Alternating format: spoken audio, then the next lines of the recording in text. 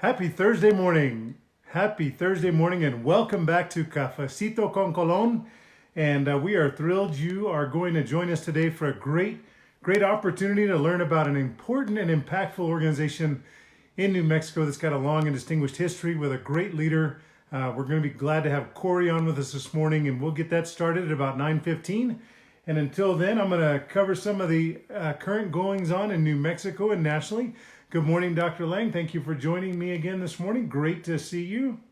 Appreciate that very much. We're going to let some folks get online here pretty quick, and we'll get today's episode started. I'm very pleased to be able to show off my brand new mug that was given to me by some dear friends, and I want to say thank you to them.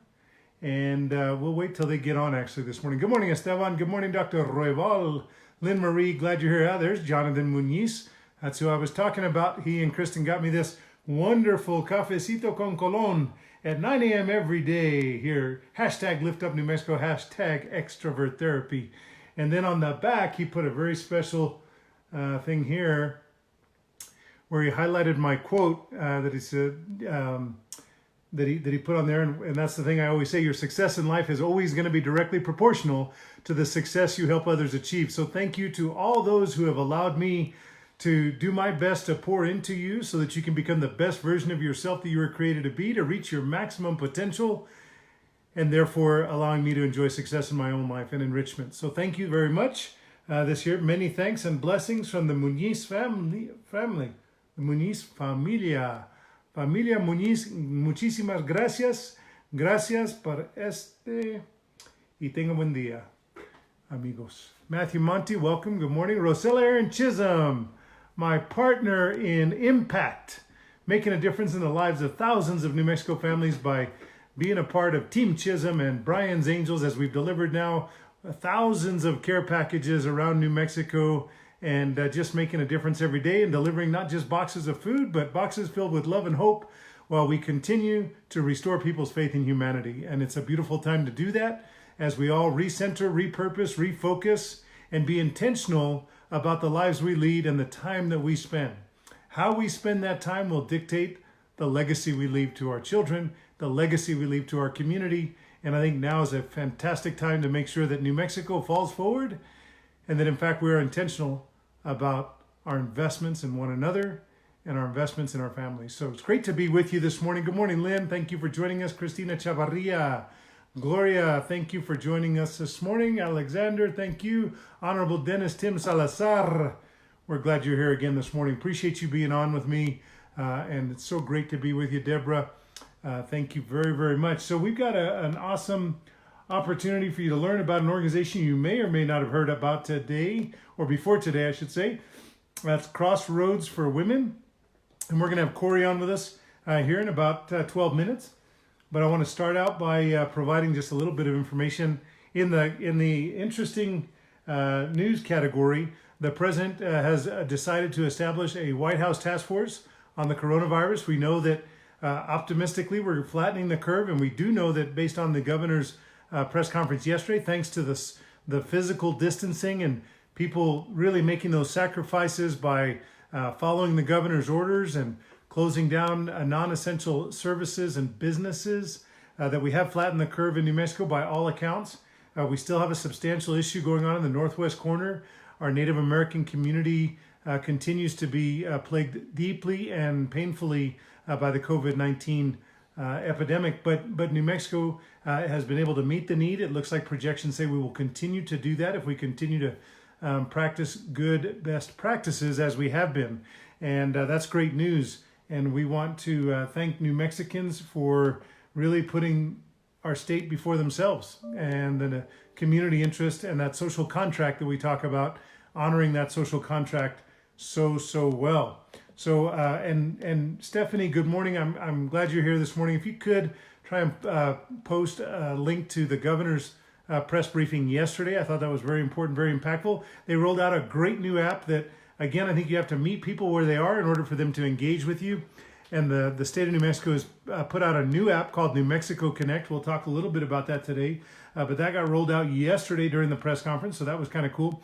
But I started to say that the president set up a task force on the coronavirus, And it's exciting to know that we had an engineer, one of the only engineers in our federal legislature, Congress, and in the Senate. Martin Heinrich serves with distinction and with a level of expertise that is uncommon to that chamber. And in the Senate, he's going to take his skills and his insight and the lens he looks through. And I know he will serve with distinction on the White House task force. So we thank the president for acknowledging Senator Martin Heinrich's expertise and capacity and placing him on that task force. Good morning, Crystal Rael. Ms. Morales, great to see you this morning. Cristina Padilla Tapia, good to have you on this morning. Buenos dias, le de Dios. It's good to be here. I want to start out, somebody just texted me and said, please post up the GoFundMe link.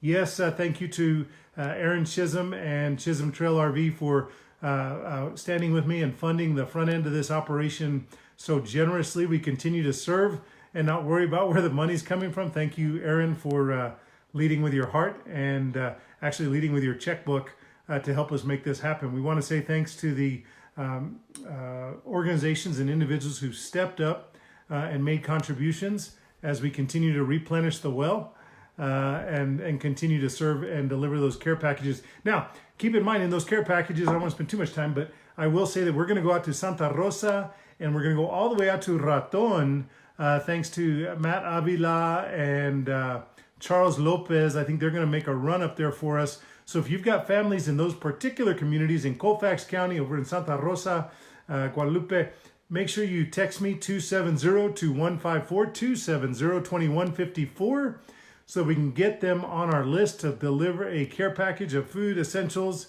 that was also packed up with a lot of love and hope as we restore people's faith in humanity. Tom Gaida calling in from London. Hey, we continue to get good reviews on the time we spent together. Thank you for that. Good morning, Pam. Great to see you, Adrian. Thank you for being with us. Let's see, where do I want to start this morning? Other than telling you, donate to the GoFundMe that I just posted up. Hey, I want to, I think, start out with a great story locally in New Mexico.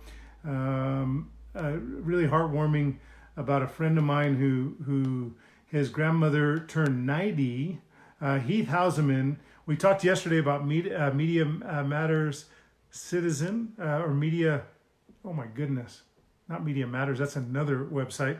But goodness, Stephanie, do me a favor, post that link to the Media Citizens. We talked about being media literate and media savvy. There you go, mediasavvycitizens.com. Check that out. I'm going to ask that Stephanie post that link for you again. But talk about media. Heath Houseman has been a phenomenal touchstone for many of us that look for really straight shooting news, fact-based, on important issues in New Mexico. He hails from Las Cruces and really does a beautiful job. And for many years, I've supported him and enjoyed his writing. And this week, they covered a beautiful story about his grandmother turning 90, KVIA, which is the news station out of El Paso, I believe. And he talks about going to celebrate his grandmother's 90th. She's in an assisted living home. 90th birthday, and not missing that opportunity and taking his little daughter with him. And after their visit, Heath kind of broke down in tears with his daughter in the vehicle, and she said what we all need to hear sometimes, and she said, "Daddy, it's okay to cry." I was crying inside too. And it's just a beautiful, this 2-minute video is a beautiful testament to the hearts that we all have and to the emotions that many of us are feeling. You can see where the hand is placed on the glass and how powerful that is, because they weren't able to, give her 90th birthday celebration that they would have liked to. But Heath, that's a beautiful testament to the love you have in your heart and to your family. So I wanted to post up that link, and it's okay to cry. And goodness knows I do it on regular occasion. I'm Mr. Sentido, Mr. Sentimiento. But it's good to be with you this morning. Good morning, Karen. I'm glad you're here. Larry Martinez, hailing from Lordsburg, New Mexico, the Boot Heel, Hidalgo County. We love you. Oh, sure, Elizabeth. Thank you. Now you give me the savvy. I remembered it. It took me a while, but I remembered it. Thank you very much for that. So a couple other great links. in New Mexico. There's a beautiful story here about 17-year-old Sam Neill. He could have asked for anything, a dream trip, state-of-the-art gaming station after being diagnosed with cancer last year. But this El Dorado Eagle, he instead asked Make-A-Wish New Mexico to allow him to give back to those who helped him through one of the scariest parts of his life. And Cafecito brings out the emotion in me in the morning sometimes, and certainly this morning I'm feeling a little more emotional than usual. Maybe because I have my Thursday morning men's group and I got to be with 20 some odd of the greatest men I know that strive to make an impact and be the best versions of themselves they were created to be. And it was good to Zoom with them this morning. But there's a great story about that wish of appreciation. And I am reminded by Catherine McGill that yesterday they had a great concert. They're doing tiny concerts to promote the Census 2020. And I've put this link up more days than not in terms of filling out that census form. It takes less than 5 or 10 minutes. Please tweet, please. Numbers are out and we are way down. We're not able to do the door-to-door interaction to encourage people to complete their census that we normally do. And so therefore, we are struggling with some of our numbers. Everything that we get in New Mexico from the federal government is potentially driven by these census reports. So please, thank you to Catherine McGill for leading the charge on the tiny concerts in New Mexico. The musicians aim to help the census numbers, and we are really grateful to Catherine for doing that good work here in New Mexico. So thank you for that. There's a link to the tiny concert story. I will be having Catherine on our show here before long. I think we're going to do it a week from Wednesday, maybe. We're booked like a week and a half out now on Cafecito con Colon, and I'm grateful for that. We appreciate that. But here's the 2020 census link. So after the show, if you haven't done it yet, please go online, fill that out. Catherine McGill, I tagged her there. She's doing a great job promoting the importance of filling out the census. And here's a story from KOB4 that talks about the impact COVID-19's had on New Mexico's capacity to fill that out. So let's see here. Thank you. We've got also more great news in New Mexico. What a beautiful, beautiful state we have and such beautiful people. I talked about our El Dorado Eagle. Now is giving a shout out to Raton, New Mexico. No, that's not the right link. That's Heath's link again. But we're going to put up this link here where this Raton team build intubation boxes. Thank you, KRQE, for highlighting the work of this young man. This young woman to create these out of plexiglass and really help push back on this COVID-19. Ian Blackson, there's the video there, and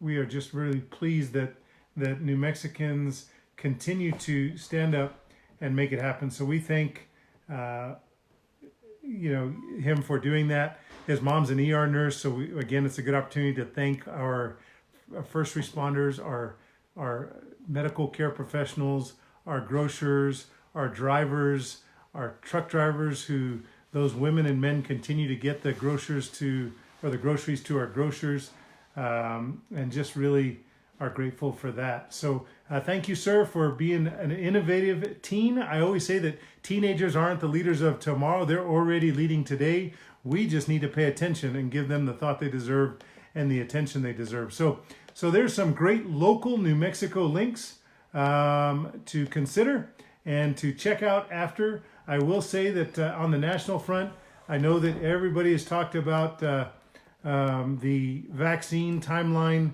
And I thought I was inspired by a story that was put out yesterday regarding Kismakia Corbett, the health's lead scientist. It was an interview with Anderson Cooper, and I thought you might enjoy that as well.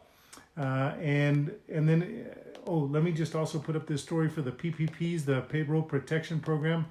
Can't believe how much money has already been put out into the community. Thanks to the Business Journal for covering that.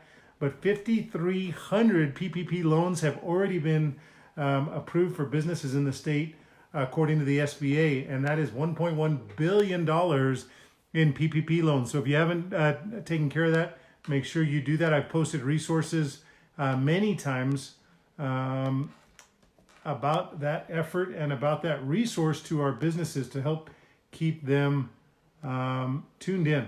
So look, it is 9:15 exactly, and we're going to get Corey on the line. Corey Lee, who has her master's degree. She's a tremendous leader. She's got her her great work as executive director of Crossroads.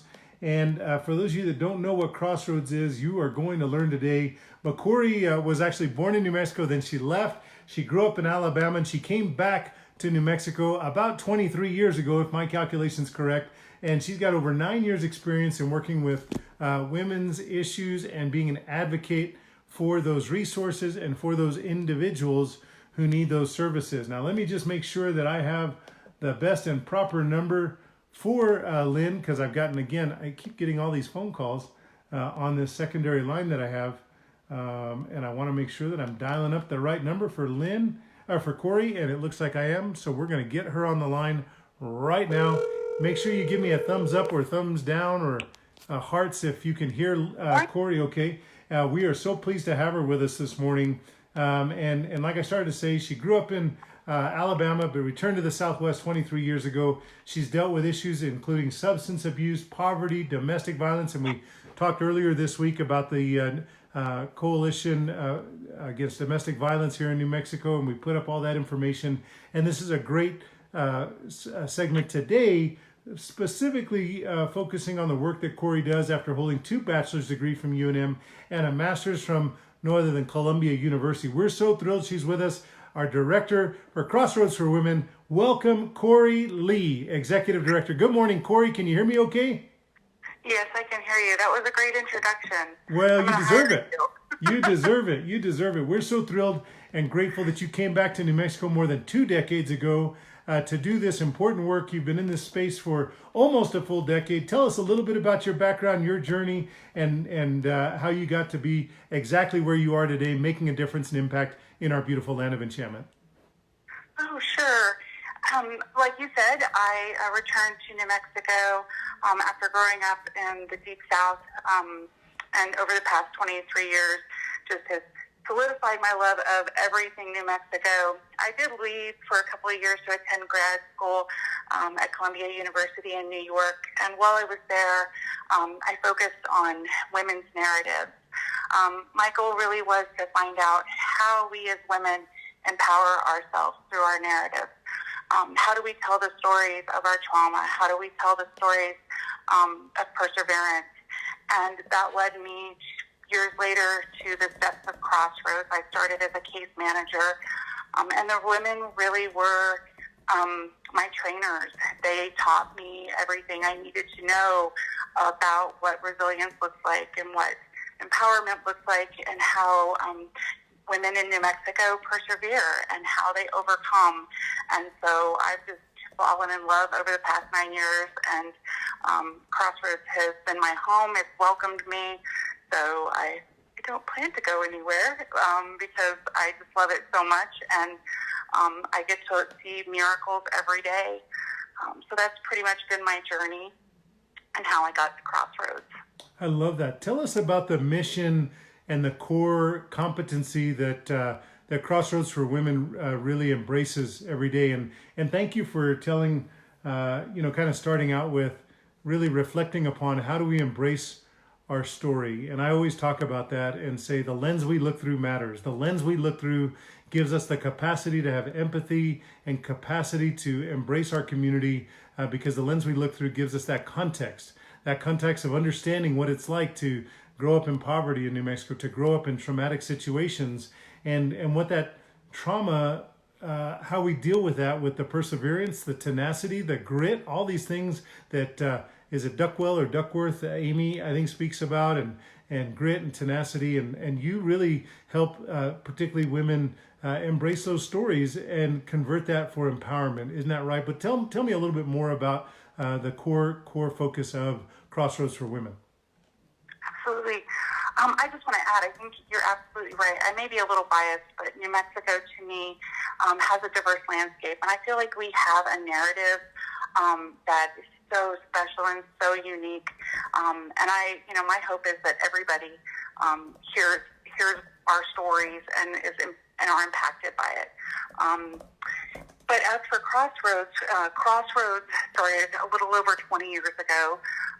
Two local attorneys were going into MDC, Metropolitan Detention Center, on a case called the McClendon case.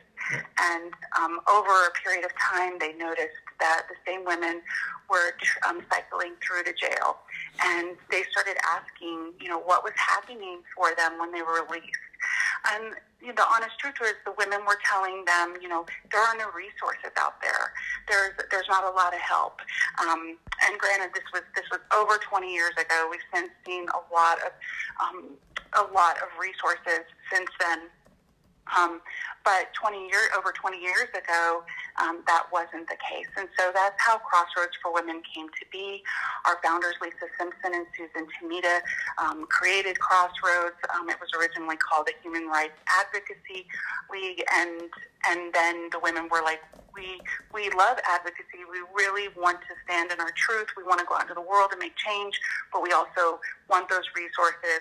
And so that's how the housing services that we currently provide came about, and the case management services that we currently provide. So Crossroads currently today provides services to over 300 women a year. We're providing housing services. We're providing case management, vocational, family support services. All the women who have been involved either currently or previously in the legal system. We have a couple of different programs. We have our therapeutic communities where women who are coming directly out of incarceration go into those programs and they live there for up to a year, working on things like stabilizing their mental health or finding a job, rebuilding their relationships with their children and their families, and just having a safe place to be. And then we also have our scattered site housing program, which is called The Crossroads, and that's located downtown at 805 Harris. Corey, I'm sorry. I think you might have cut out. I'm a little worried about your sound, but what was the name of that program? The Crossroads. Okay. And The Crossroads is downtown at 805 Harris. Okay. That program provides services to 100 women who are in the Community Connections program. They have housing vouchers and they live all over the city and they come to us for services. Our aftercare program is also located at the Crossroads. And so any woman who has been in any of our programs, whether she was in our program for a day or whether she graduated, she's eligible for aftercare, so she can come back at any time and she can receive case management services. We do care coordination, we do gift cards and food boxes and things like that to make sure people have the support and the resources they need to remain stable. Terrific. So, is that different than the transitional, or is that is the transitional housing? So aftercare, ladies are usually living on their own in apartments. But the transitional, we have two programs. We have Maya's Place, which is up in the Northeast Heights, and then we also have another transitional housing program in Las Lunas. So those are basically large pieces of property, and all the women live together in those programs. There are 25 women at the pavilions, and there are roughly 20 women at Maya's Place. So they're all living together. And how do you, obviously, housing and home security and these issues are extremely costly programs. Tell me a little bit about, if I may ask you about kind of your sustainability model for the work that you do, because it's so important and it's been going on for so long and you've led that effort. Can you give us a little snapshot of what that looks like and how you've continued to enjoy sustainability and growth in terms of the impact? Well, there's a couple of different ways. I mean, first and foremost, our funding is really important. We are really blessed. We have really great partners with Bernalillo County and with New Mexico Corrections, both who are our largest funders.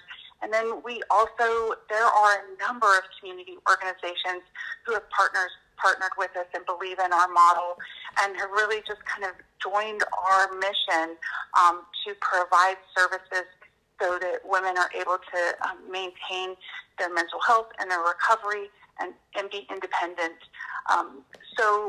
Those are our two largest funders. And then also Larry H. Miller, they have been a longtime funder for us, and we're so blessed to work with them. We also, Sandia Foundation, and there's so many more. I mean, in a nonprofit, what we've learned is that it takes a village, Sure. and that also applies to funding. So we have a number of partners who help us maintain our programs. And then we have volunteers who come in and who are amazing. They do everything from exercise group to yoga to running our fundraising committees. And so there's so many people, and I couldn't name them all. And I wish I could. I wish we had the time. But there's so many people that have signed on and really have embraced the mission of Crossroads. So that's a little bit how we sustain our programs, how we fund them, how we keep them running on a day-to-day basis. We have over 40 amazing staff working at 3 sites doing the work. We're still continuing to run right now. All of our programs are open and running. And so that's how we're doing it today. So Corey, that leads me into a couple of important thoughts. I wanted to just say, I know that historically your branding has been Crossroads for Women, ABQ, and things like that, but your footprint is really expanding. I know that you had transitional housing in Los Lunas, and now I'm hearing you say, did you say Las Cruces as well?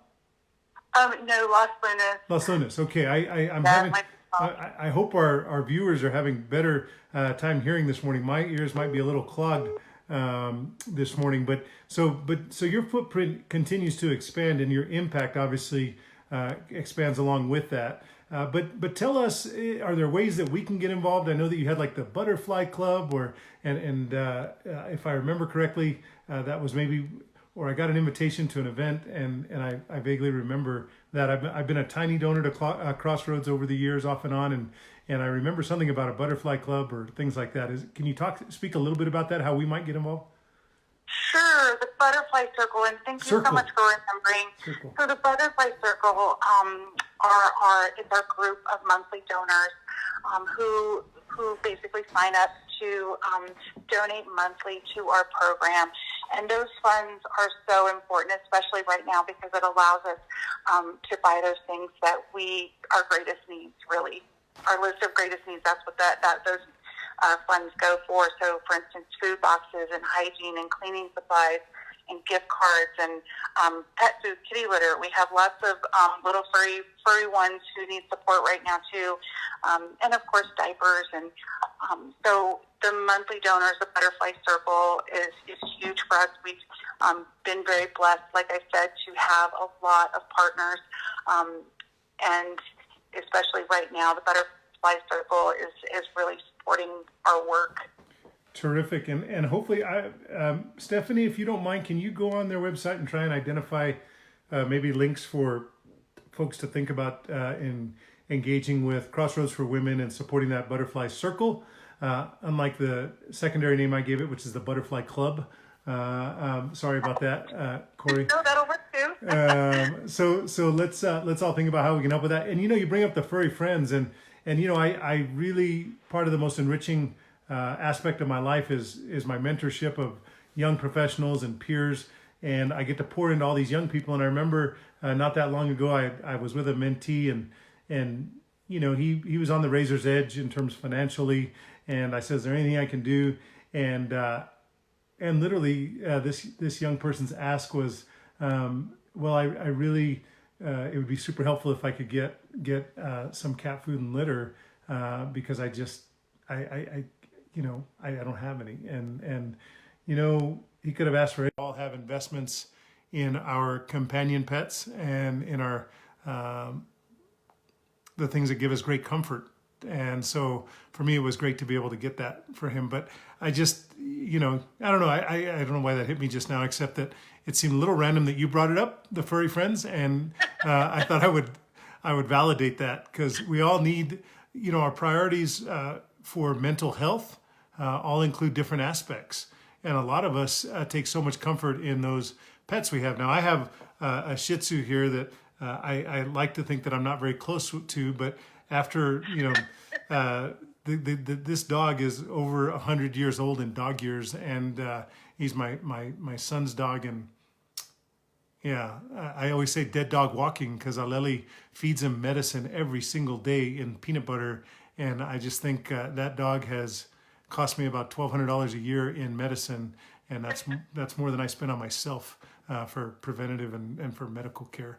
But anyway, I digress. Tell us more about the other thing that I was going to ask you about is the peer-to-peer support, because I know that in the court system, we've really embraced that concept, huh? We've really embraced that peer-to-peer system. And I've worked with so many great organizations like, golly,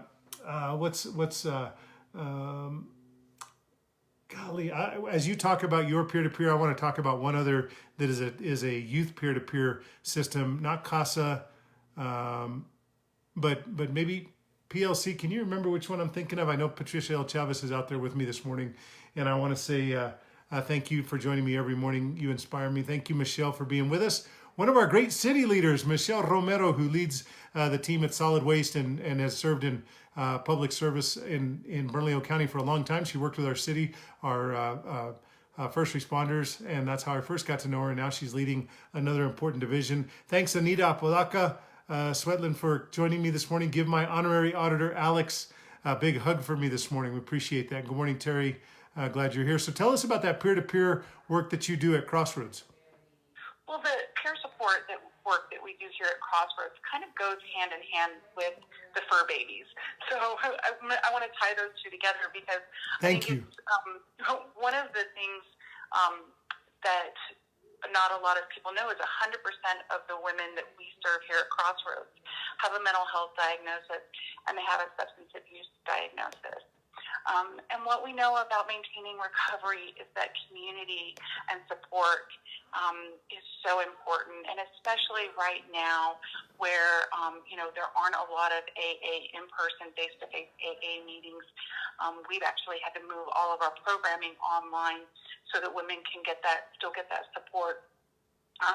But the fur babies and the peer support, those are key for all of us as humans. We need relationships in our lives, and that's one of the great things about Crossroads is it creates community. The women come here and they create community, and then they go out and they take this community into their world.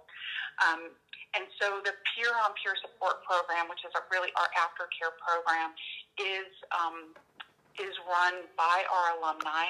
All of them are certified peer support specialists, peer support workers.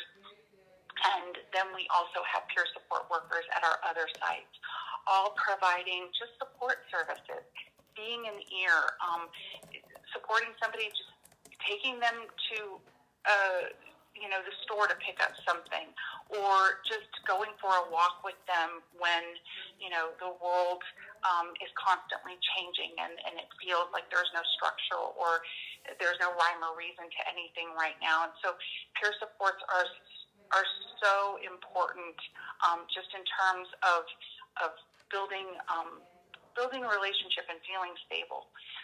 So peer supports in our POPS program, the Peer on Peer Support Services program, our aftercare program, they talk to women all over the state. Because you're right, Crossroads, when it was first created, it was really, 100% Bernalillo County, but we do have some women who are coming out of Springer who take the tools that they learned here and they go back to small towns in New Mexico, and they're advocating for change in their small towns, and they're creating AA meetings, and they're creating houses, sober living houses. So there's such a tremendous need for more peer support workers. Right. Right. Yeah. That's awesome. And can you tell us, you speak about that in the transition, and then these fantastic women who take that story and that journey they've been on and figure out how to tell it in a way that empowers not just themselves but also those they encounter. And that's why I think that AA, the NA, those models, those models are really so impactful, because it gives us an opportunity to have a voice, and to have a voice in a space that is typically a dark corner of our world, that we try and keep in darkness, but we realize that when we bring that out into the open, we actually can be far more powerful, and it in some ways is our superpower, to be able to tell that story. Can you talk a little bit about, Corey, for us? What's a day in the life of, Dr. Lang asked, what's a day in the life of a woman in transition? What's that typical day look like? So let's talk about the very first day a woman comes into one of our transitional programs, Maya's Place. She's getting on a train very early in the morning, coming from Springer by herself. I've been told by the women that, the thoughts race through your head. All of the possibilities. I can make change this time. I can make progress this time. I can do this time, right? But then there's also that doubt that lives in all of us. Regardless of our situation, we doubt ourselves. What if it doesn't work this time? So you're sitting on a train by yourself for 3 hours, and all of those thoughts are rolling in your head. When you finally get off the train in Albuquerque, a very nice staff member will greet you at the train, will pick you up, will probably take you to get something to eat because you've only had prison food for however long you were incarcerated. We'll ask you if, you want to stop someplace, and walk you through the store if, so that you're not alone. And then you're going to go to the program, and you're going to then spend the next month getting your birth certificate, getting your social security card, getting your ID, building your resume, seeing a psychiatrist and getting your medications if you need medications, attending AA meetings so that you have the support that you need to maintain recovery. And all of this is kind of overwhelming, but women also say that, through that month, they realize how that it is possible. It is possible to build a really strong foundation so that when they go out into the world, they are ready and they can take care of their little ones. They can, have an apartment that's all of their own. And so that's what a typical day in the life. They also attend 10 to 15 groups a week, on top of seeing a case manager, on top of seeing a family specialist and a vocational specialist. They're getting interviewing skills.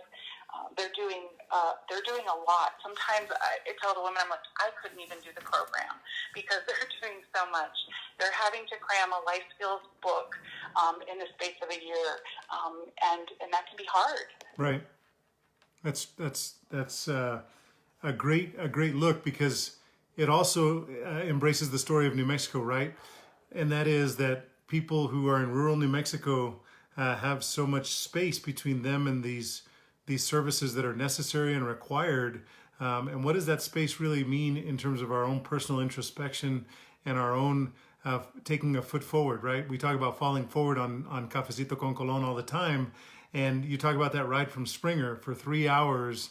They're there to themselves, and they get to think about, this is a chance for me to start over. This is a chance for success. The possibilities are limitless. But I would also think, and not having been in that circumstance, and maybe you can validate or discredit my thought, but the other side of the coin is true as well, which is, can I make it? Can this be the next step?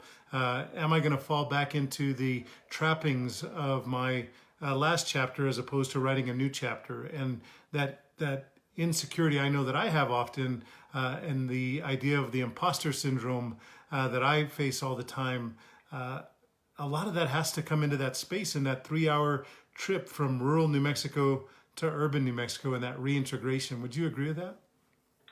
Absolutely. I taught self-esteem for a really long time, and, our inner critic goes crazy. Yeah. Our inner critic tells us that we cannot accomplish, that we can't make progress, that we can't succeed, and also makes us feel like we shouldn't succeed. but we can overcome that, right? We can Right. figure out the tools that we need, and we can minimize that voice. And I think a lot of the women, they come in, we're doing self-esteem groups, we're doing life skills groups, we're, coaching women how to talk about their charges that they've had in the past in an interview. How do you talk about that so that you're able to explain to somebody, yes, this was my experience, but this is not who I am today. That's right. That's daunting. Oh, Corey, that's one of the things I love saying, and it's funny because I was going to share something from Zig Ziglar this morning, but what you just said is what I embrace daily, which is where our current set of circumstances doesn't have to dictate our next chapter, doesn't have to dictate where we're going to be tomorrow. If we continue to evaluate, persist, and have a goal-oriented approach to life, or a positive mental attitude, or an abundance mentality, and all these things make a difference. And so I appreciate you really giving those folks that context, the tools, and that peer-to-peer network support, which is it's proven to be so impactful and important and effective, most importantly. And I want to share, may I just take a little segue here? Is that okay, Corey? Right. Are you doing okay for time? Can you stay with us a little while? Oh, absolutely. Okay, great. So I was thinking about what book I might share this morning, and I got my Something to Smile About by Zig Ziglar here. And I've been a Zig Ziglar fan my whole life since I was a teenager, and I spent some time with him right after high school and during my darkest days and most difficult times after I buried my father. And he signed this, he dedicated this book to me. Unfortunately, he didn't date it, but it says to baby Raphael. I had him dedicate this book to my son. And so he said baby Raphael. So that implies that this book, I've had it for about 20 years. And one of the great little snippets in here is about Dr. June McCarroll. And it talks about persistence. And I thought it was apropos for today. And most folks haven't heard of Dr. June McCarroll, but the headline is She Drew the Line. And this doctor, this general care practitioner, had been sideswiped in a vehicle many, many years ago, obviously. When I tell you the story, you know how long ago. But it says her car was sideswiped and she determined to do something about it. And the cars that were crowding people on the other side of the road. And she had this idea that she took to the authorities, and it said, let's paint a line down the middle of the road, because there was a bulge in the center, right? Because people were driving on both sides, but there was no line. There was literally no line in the road. And anyway, she met resistance and tons of excuses. I always try to be slow to say no, and find a way to say yes to folks that come to me. But folks then, and on this issue, were slow to say yes and quick to say no. And she met resistance, and she talked about until when she finally got unanimous support at one of the project evaluations. She said that there's a saying, and I hadn't heard this before, but some minds are like concrete, all mixed up and permanently set. Some minds are like concrete, all mixed up and permanently set. And she really took this philosophy: if you really believe, you will persist. And it says, when you conceive an idea in which you fervently believe, go after that idea, especially if people you respect believe it's a good one. Hang in there, because polite, persistent, and pleasant persistence is often the key to accomplishment. And I know that in my journey, many people have helped pick me up off the ground to say, yes, you got to get back out there and do it again. I wasn't able to serve in public office the first time I tried. The second time I tried, it was only till people picked me up the third time and said, try it again, that I am honored to be the state auditor of New Mexico. And so that persistence is something that I think you've talked about for the last 20 minutes, and really being able to communicate what that persistence looks like in peer-to-peer support with the incredible program you have, Crossroads for Women, and you being able to help people feel empowered to tell their story is transformational in the lives of these women you touch. And I'm grateful for that work you do. You talked about your staff of 40. Tell us how do you keep them up? I mean, for me, I'm up because of this extrovert therapy every day. I'm up because we're delivering thousands of care packages to New Mexicans who are isolated. It's what puts oxygen in my blood cells right now. But how do you keep your staff of 40, which is the same size of my staff at the Office of the State Auditor, how do you keep them positive? How do you keep them engaged in this time of COVID-19?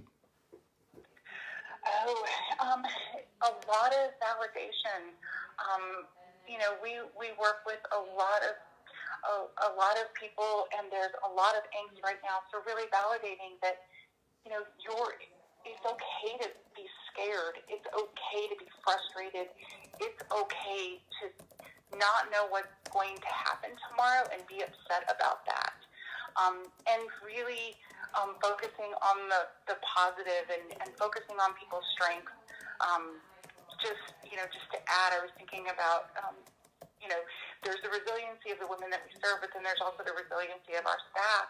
There was that week where none of us knew a lot about COVID-19, and the staff were worried, and they were worried about their jobs. They're worried about how do they do their jobs? How do you provide face-to-face services in light of everything that's going on?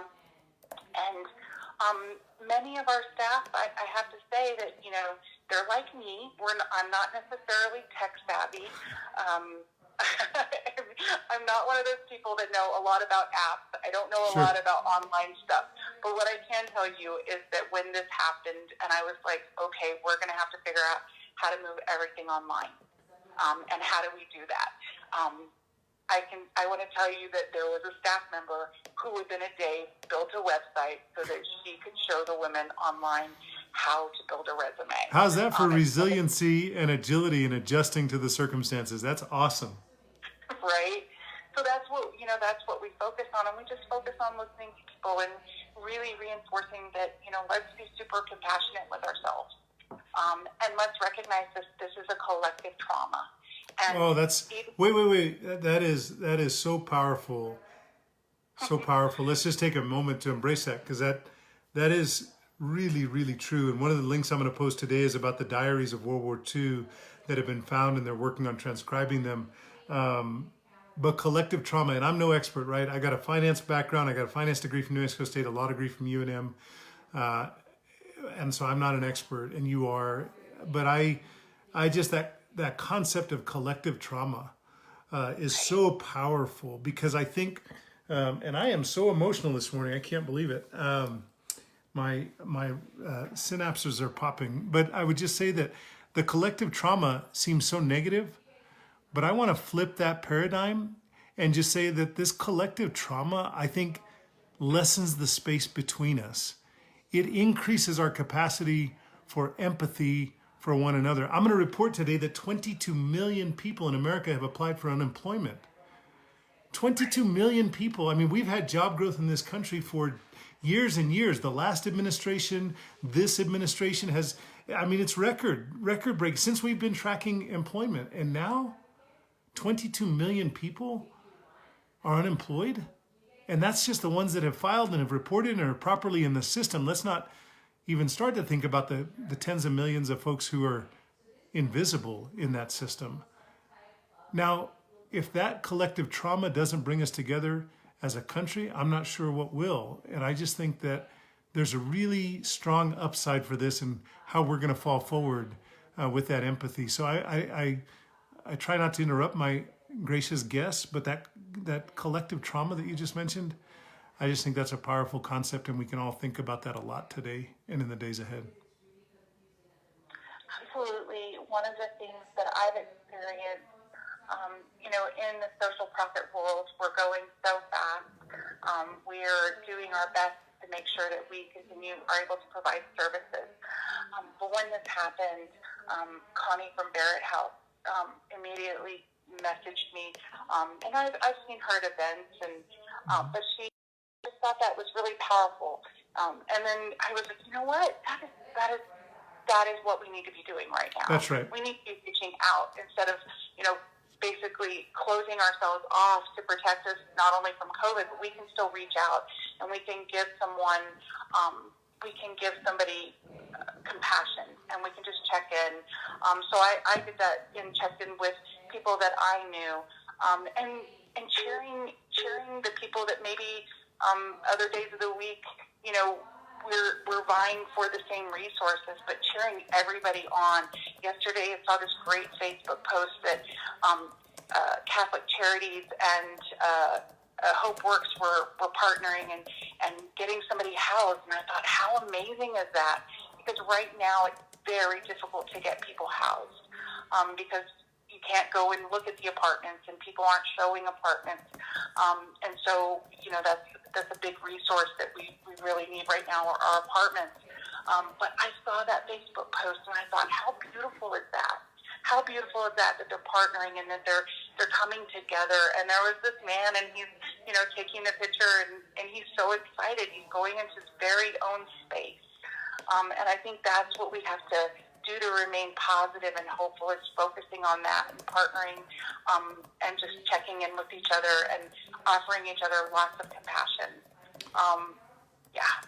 Yeah, that's exactly right. Let's offer as much compassion as we can to one another, because we've got this collective trauma that we can all use as a touch point for commonality and for an ability to really engage with one another in substantive conversation that also includes emotions. And so many times, particularly those of us of the male gender, we're not good at that. And so I think now we get to talk to one another about the fear that we have of the unknown in this COVID-19 pandemic, and that it's brought us. And I think that's a long run as we fall forward. I posted that link to the Lost Diaries in the New York Times piece. And good morning, Rodney. We're glad you're with us this morning. Appreciate you very much.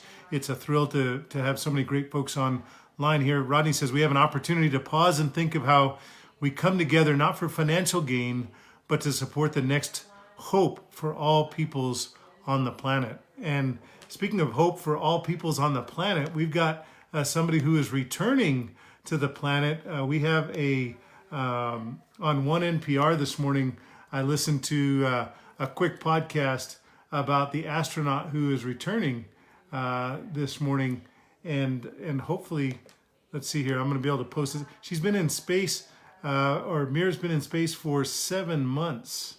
7 months, and it's the headline is that Mir's going to return to a different world, a very different world. And so hopefully you'll find that of interest, and I'll post that link up as well from NPR One. Tell us a little bit more about any other thoughts on what the greatest needs are for you as you move forward in this different kind of operating space and this new SOP during COVID-19. Well, as I was saying earlier, hygiene, cleaning supplies, the food boxes are all needed right now. We also need apartments, as I was saying a few minutes ago. And so all of those are kind of our biggest needs right at this moment. And we are also looking for diapers because we have a lot of little ones. So those are the ones I can think of offhand. Sure. We do have a women's market coming up. We usually, of course, do a regular face-to-face arts and crafts women's market. This year we're putting it online, and that is on our website if anyone wants to check that out. It's a great opportunity for artists. Who actually gave me the idea the other day when I was listening to your show. I was like, we need to do this to help local artists. And so that's happening. And that's coming up on April 27th, right? Mm-hmm. I just posted a link for that virtual women's market that we can say was born out of a great listener who was tuned in to Cafecito con Colon, who got that idea here. I love knowing that. Is that really true, or are you just trying to make my day? No, it really came from you. You were talking about the artists, and you were talking about the city, and there was some funding for artists that were in need, and I was like, we need to do something for our community.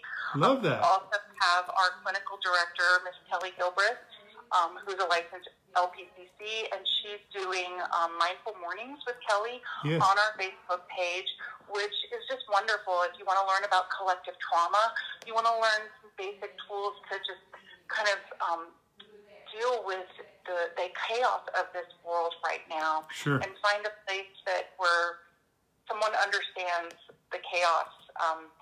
She is doing that show on our Facebook, and so if you get a chance, tune into that. I love that. And I just want to give a quick shout out My ability to, I always said that I'm going to be one of the most impoverished philanthropists in the history of New Mexico. I never write a check with a comma, but every check comes with a full heart. And Aleli and I try and support as many organizations as we possibly can. I just want to say thank you to a couple people that really, when I was a young professional and finishing up law school and trying to determine how I was going to leave make my mark and leave a difference, or make a difference, I guess is what I mean, in my community, and what my legacy was going to be, and what would my son think about me when he grew up, because my son was a baby when I started law school.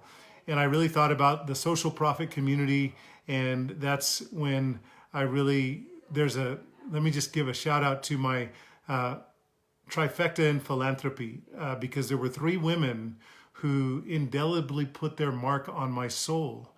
And those three women are Diane Ogawa, Lynn Troyan, and our lost and beloved Jennifer Reardon. They really kind of, and Jennifer and I kind of grew up in this together, but she was so many steps in front of me. I used to call them the trifecta in philanthropy, or the fundraising trifecta. And I want to just say thank you for, I've received some accolades over the years for my volunteerism and fundraising and philanthropy. And none of those would have been possible. My ability to use that as a touchstone in my life, in terms of whether I bring value to this world I live in, and whether I am really making the most of this journey, comes from them and their guidance early on in my work in community engagement and social impact. And Lynn and Diane and Jennifer are just three women who have made such a huge impact in my life. And I wanted to say that today as we feature Crossroads for Women, and we feature the great work that you do. And I posted a link to the virtual New Mexico Women's Market presented by Crossroads for Women on here. So if you can get a chance to check that out, it's coming up at the end of this month. Is there anything I didn't give you a chance to talk about? We went a little long, but I did want to close with my gratitude and my full heart to those three women, one who is one of our angels, and we spread kindness always in Jennifer's honor. We are kind to one another, and we spread that love and kindness every day. And I continue to try and be a source of pride for Lynn and for Diane. And hopefully I have been a good student, and that I'm making a difference in a way that makes them proud. But is there anything you want to talk about Crossroads for Women as we wrap it up? It's 9:57. I got a few more links to put up. But Corey, I'm so thrilled you were on today on Cafecito con Colon, because you are making a difference, and I'm grateful to have you lift up New Mexico, lift up ABQ, and really make a difference as we try and spread that love, hope, and restore people's faith in humanity. Thank you so much for having me. And I think you ended it perfectly. The Jennifer Reardon Foundation and Lynn Troyan have just been wonderful partners with Crossroads for Women, so I think you ended it beautifully. Thank you. Thank you. Well, stay on the line with me. We got a couple quick comments here, and then we'll sign off, and you and I can just have a quick word offline here. I wanted to post up the new app. I think I talked about it as we started the hour, the New Mexico Connect app. Again, New Mexico's leadership trying to meet people where they're at.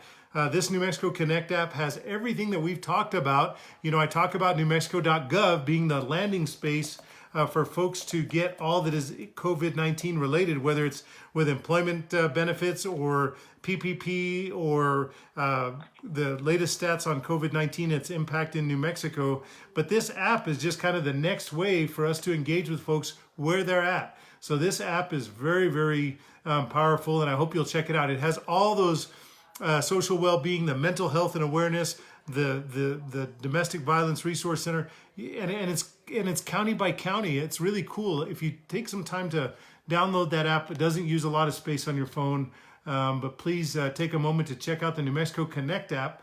I think you'll find it to be helpful. In the good news department, as we close here at 9:59, I want to go and see if I can star in a movie with Leonardo DiCaprio and Robert De Niro. I've always liked DiCaprio. I don't know where I fell in love with that guy, but he and Robert De Niro have a walk-on role for Martin Scorsese's Killers of the Flower Moon, and that just posted up. That opportunity posted up yesterday. I want to make sure you get a chance to try and do that. I did already post the Lost Diary story that was on the New York Times. The checks are coming. I know many of us have started to hear from friends and family members about that emergency funds that's coming in and how helpful it is. I am going to post this not New York, but the NPR story. There were rumors, again, we talked about media savvy. We got to check everything. I think that the Washington Post reported about President Trump's name being on the hard checks, and that was going to create a delay. Evidently, I don't know whether it will or won't, but I know that the IRS has put out a statement that it's not going to create a delay. So again, we have to discern the news that we get, but this is an important story there. It reiterates that information I provided yesterday about how you, for non-tax filers, how do you get to the links on the IRS page to get that emergency support. On the good news and optimism side, I try and find something on the daily digest I get from the Optimist Daily, and this one's about 1,000-year-old tree. So check that out. On the Optimist Daily. We got 1,000-year-old cherry tree. As those of us that know East Coast and the Cherry Blossom Festival, I think you'll enjoy this story about a testament to nature's resilience. And Corey, doesn't that dovetail just perfectly with what you talked about today, resilience? Yes, absolutely. Thank you for affirming me on that. But that's the story today from my Optimist Daily. I don't think it's important for me to post a story about the 22 million people who've had to file for unemployment. But let me see if I got one or two more links. I've already talked about the census and how it's been hampered by COVID-19. I talked about New Mexico Connect. And I will close with saying that we didn't have any new deaths yesterday report. We are at 36, 3 dozen families, friends, and loved ones are mourning right now. Let us never forget that those are people behind the numbers. Out of the 33,000 tests that have been administered, we have 80 new cases yesterday and almost 1,500 total cases to date. We do know that, as I predicted yesterday, we're now past the 2 million mark for the number of cases that have been identified COVID-19. So positive. We've got tons of recoveries in New Mexico. I try and post my recoveries with my daily posts where I put out the governor's numbers and her team's numbers, Secretary of Health's numbers. I try and post and lead with the number of recoveries we have, because I don't think we can forget those flowers that are rising through the cracks in the sidewalk as we continue to not underestimate the negative impacts of COVID-19. We also have to celebrate the success. We've got over 2.1 million COVID-19 positive cases. There's the dashboard for Johns Hopkins that I use, and that's over the 3 million tests that have been administered in the state, and almost 140,000 deaths. So on a high note, I just want to tell you, we are making a difference every day in New Mexico with Cafecito con Colon. I can't do that if you don't share this link. Let's get the word out about Crossroads for Women. Let's make it a great day in New Mexico. I love you. Thank you for joining me on Cafecito con Colon. Thanks to Kristen and to Jonathan and the Muniz family for giving me this great mug where I talk about, and I'm quoted as saying, your success in life will always be directly proportional to the success you help others achieve. So get out there, make those 3 phone calls, and be a part of someone's success and happiness today. Let's lift up New Mexico. Thank you, Land of Enchantment, for giving me this journey. I owe a debt of gratitude to you that I'll never be able to repay fully, but goodness gracious knows, and God knows, I'll die trying every day. Thank you, New Mexico. Have a great day. Let's lift one another up, make your calls, and be blessed. Bye-bye.